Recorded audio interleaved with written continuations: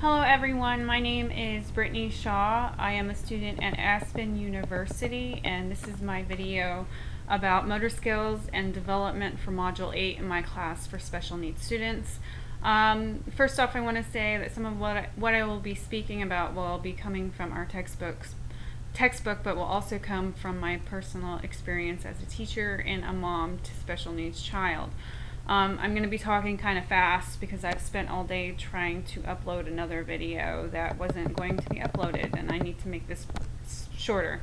Our first topic of discussion is about gross motor skills. They are basically the large movements of the muscles and the coordinations of the legs, arms, neck, and trunk. These movements are involved with how children crawl, roll, walk, lifting of the head, jumping, leaping, running, galloping, skipping, and hopping.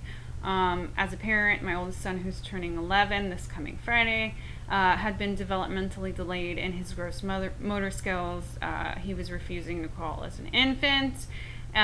He couldn't, but he was placed into physical therapy to help him work out his low muscle tone in his legs.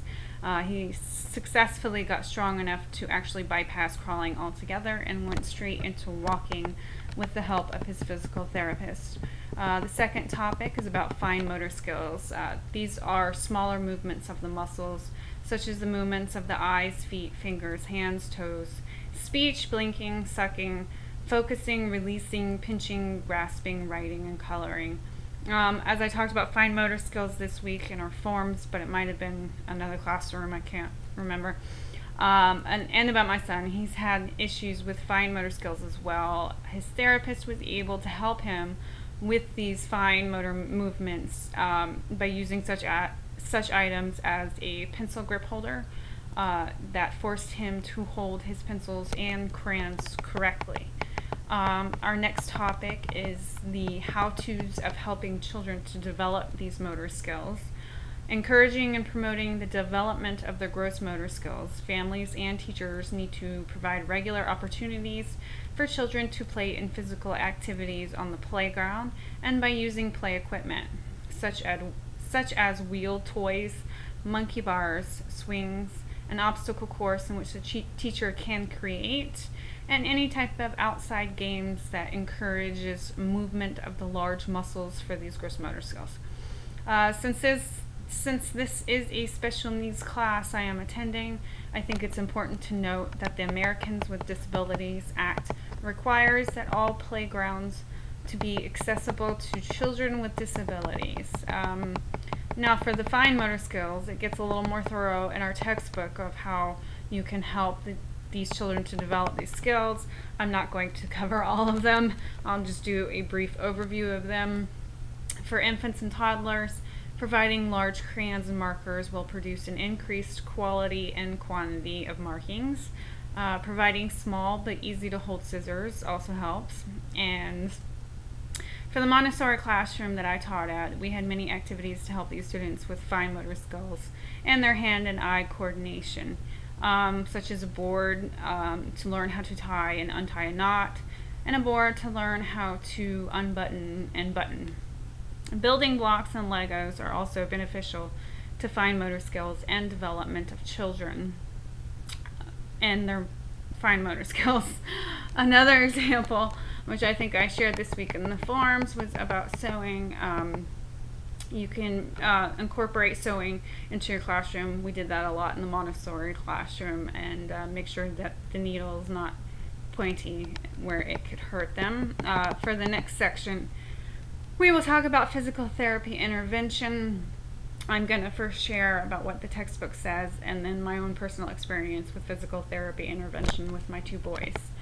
Interventions should shift from developmental goals to the development of functional skills that will help a child to participate actively in the school, home, and the community. Working on motor skills should begin as early as possible, especially for infants and toddlers and those with severe disabilities.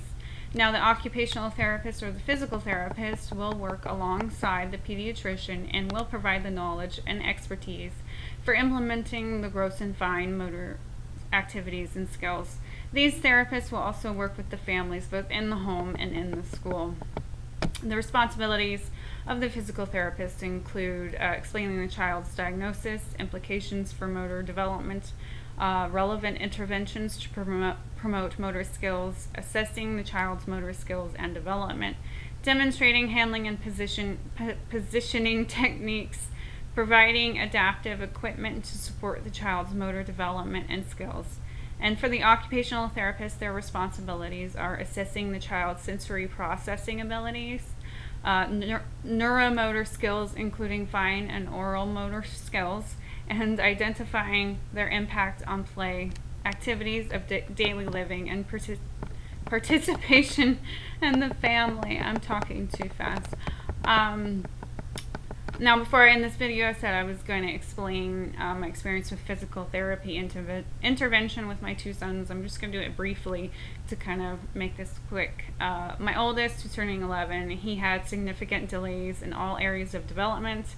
He had his first evaluation when he was a year old in his daycare. The teacher brought up the concerns over his developmental needs and skills, and since he was in the early start daycare, they provided free evaluations without a doctor's referral on the spot. Aiden was in physical therapy until 3rd grade and has successfully graduated and mastered it last year. He is still in speech therapy, however, but we're going to get through it. My youngest son, Archer, who will be 17 months old here shortly, will begin physical therapy in about 2 weeks. Previously, about 2 or 3 months ago, I brought it up to his pediatrician that I was concerned that he isn't crawling or moving around yet. It wasn't until the last appointment around March 22nd was he concerned about the delay. Archer just started crawling on his own about 2 weeks ago, but his pediatrician's concerned that he isn't walking yet. I took him to see the neurologist per the doctor's order, and the neurologist told me that he has low muscle tone in his legs, just like his big brother did. And we have a referral from his doctor to start physical therapy with early steps again in about a week or so. I think as a teacher and a parent, it's important to bring up any developmental concerns, whether that be fine or gross motor skills, to the pediatrician or your child's teacher. Anyways, that's the end of my video. I appreciate you watching this, and have a wonderful week. Thanks.